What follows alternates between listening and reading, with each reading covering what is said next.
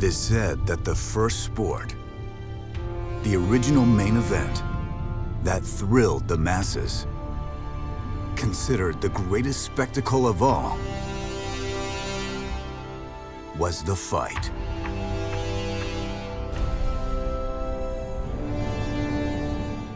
So this is the first time EA is working on a UFC game, but how do you approach a project like this? Because it's like, some would say it's 3 fighting games combined into one. Some would say it's 3, some would say it's 5 or 8. You know, who knows? There's so many different martial arts styles that go into modern day MMA and UFC.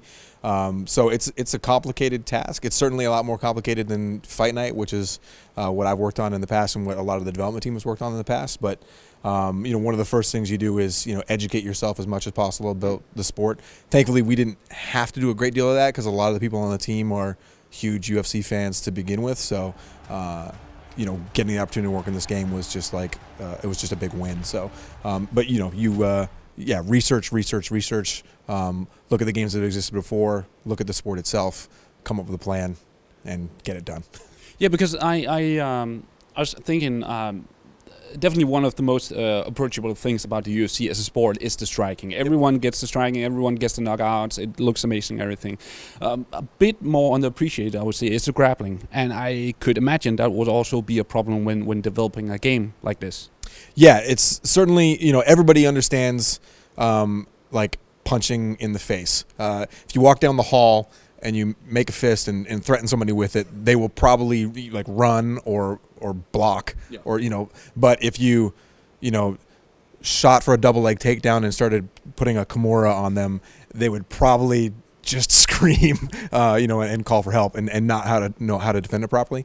Jiu-jitsu is a sport that you can play if you say you play jiu-jitsu, but you can compete in jiu-jitsu with your eyes closed because it's about feeling your opponent's weight and balance and leverage and all that kind of stuff. So making that into a video game, it's a huge challenge, and you have to abstract it some way to make it accessible to, you know, casual people and people that appreciate the sport itself. So that's a big design challenge, but we got some pretty cool stuff working in the game right now that we think brings it to a new level that hasn't been there before.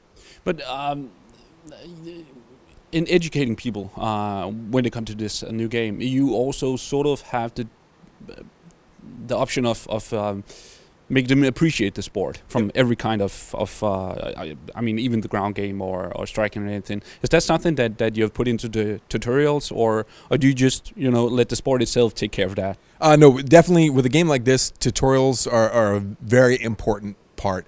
It's not like you know, virtually any other sports game. Even you know, Fight Night is pretty simple. Move around, punch a guy in the face or body.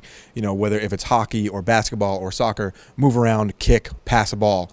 Those are the basics. Whereas mixed martial arts, it's so much more varied.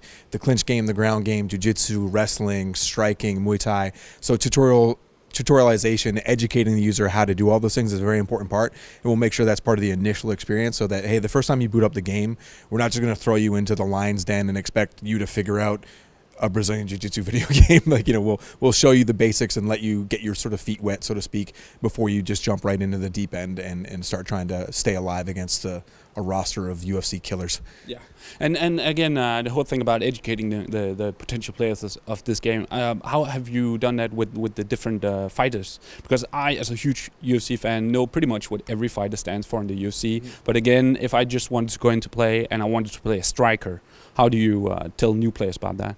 And you know, in the sort of pick up and play mode in Fight Now, obviously, you know, just showing you the fighter ratings. Now there's a very large catalog of in-depth character ratings for every guy, but we do break it down into sort of 3 high-level buckets and an overall rating. So you can go in and see if a guy's got really highly rated striking, a really high rated clinch game, or a really high rated ground game, or what his overall rating is. So you'll know that, hey, if I know I'm just looking to punch and kick people in the face, I'll look for a guy that's got a really high striking you know, attribute or overall score. Take that guy into the game and have fun with him. In career mode, we do a lot more as well, as educating you about, hey, the guy that you're fighting, if he's got devastating knockout power, we really drive that home to make sure you're aware of those kinds of things coming up, and try to educate you about the UFC fighters themselves and their different sort of strengths and weaknesses. Okay. When it comes to the roster, I think it must have been quite a job to lock it down, because a lot of fighters are getting like fired or let go, and a new, always new additions of fighters like amazing Brazilian fighters or something is added to the roster and just completely almost revolutionizes their different weight categories. How did you manage that, and where did you put down the stamp and say this is it? Well, I mean, one of the big things that we're trying to do on EA Sports UFC is really, create athletes in the game that are the most realistic, most lifelike characters you've ever seen in a video game. And so one of the things we've been faced with right now is that compared to a game like Fight Night Champion, which was the last fighting game I worked on, that had, if I say so myself, pretty decent looking characters, very highly rated from a visual standpoint. The quality we're delivering these characters, it takes us more than twice as long to create a guy for UFC as it took us to create a guy for a game like Fight Night Champion, just with the amount of sort of visual detail, like geometric detail, like the animation rig, the facial animation rig, the secondary animation rig, the physics, collision volumes, like there's so much that goes into it. So basically our approach to the roster was, we know when we have to finish the game, and we're going to make as many guys as we can up until that date, and then that's what the roster will end up being. We have been sort of dinged just a couple of times where we had a guy made already, and then he got released by the UFC, and we're like, oh, I wish we hadn't made him. But we do, obviously have the ability to do, future expansions and add new guys to the roster down the road. But essentially, our goal from the get-go has been make the most realistic-looking characters we can, and make as many of them as we can before we have to sort of put a bow on this one and push it out the door. Yeah, and the roster also includes women, right? And legends, I take it. Yep. There is female fighters on the roster, and there are UFC legends or retired fighters on the roster as well in a variety of weight divisions. Anyone you can mention when it comes to the legends? I mean, Chuck Liddell, Matt Hughes. Chuck Liddell's already been mentioned, and I think we just recently released a screenshot of him publicly, so you can see what he's looking like. But as far as like the official roster roll-up plan, I'm not in charge of that. So people will come in and tackle me on the screen here if I say somebody that we haven't already officially announced.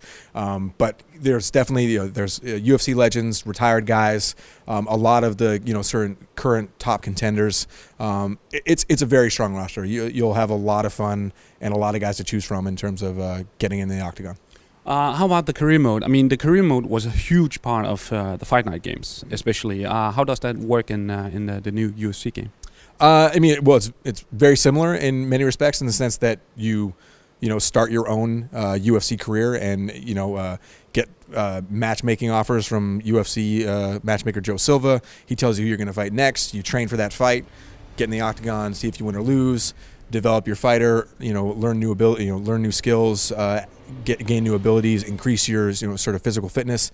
But one of the really cool things we're able to do is, with our partnership with the UFC, we've like unprecedented amount of sort of live video integration. We've been able to shoot a lot of interviews and a lot of sort of video message content with UFC athletes. So as you're going through your career in EA Sports UFC, you'll get video messages from somebody like, say, George St. Pierre. You'll be like, hey, my friend, I'm going to come by and train with you. And then next thing you know, in your training camp for your next fight, it's George St. Pierre that's rolling with you on the mat, and he's the guy that's getting you ready for your next fight. Or you'll get a message from, one UFC fighter telling you that the guy you're fighting next has, devastating leg kicks, so you really got to be aware for this, and this should be part of your game plan. And that, okay, when I'm finished my training and I'm going to, spend my attribute points and how I'm going to develop my character, well, I should do some stuff, to strengthen up my legs or tighten up my defense, all that kind of stuff. So we're really trying to immerse you in the world of UFC by the access that we had to the athletes, give you that access to them as well with all that live action video content. So when you get a message from Ronda Rousey, and she's telling you that she, saw your last fight and she thought you did really good, you feel all warm and snuggly inside. So yeah, the demo we saw some of the coaches we know from the real fights, like Greg Jackson and stuff like that. But are you actually able to travel around to the different camps, or is that something that you pull in if you want to focus on leg kicks, for instance? So in career mode, you have your home gym, and we basically have all the fighters come to you. So if whoever it is that's going to come train with you, they come to your gym. And then the other gym that's in the game is a gym I can't talk about, apparently. Yes. I just got the no from people. The people that come in and shoot on a double leg for me if I release information that we're not allowed to talk about. But there is one other gym in the game that you'll find out about soon. It's amazing. But mostly, yeah, from a training standpoint, your home gym is your home gym, and when you're going to train with other fighters, they're coming to you. Okay, so talking about different fighters, that have done so in real life are able to go up in weight classes? Yeah, so in the roster, for guys where it makes sense in our game, like a guy like BJ Penn is a great example. In the UFC, he's fought all over the place. So in the game, if there'll be multiple versions of BJ Penn for you to fight with in Fight Now or online. So if you want to be featherweight BJ Penn, you can go do that. If you want to be welterweight BJ Penn, you can go do that.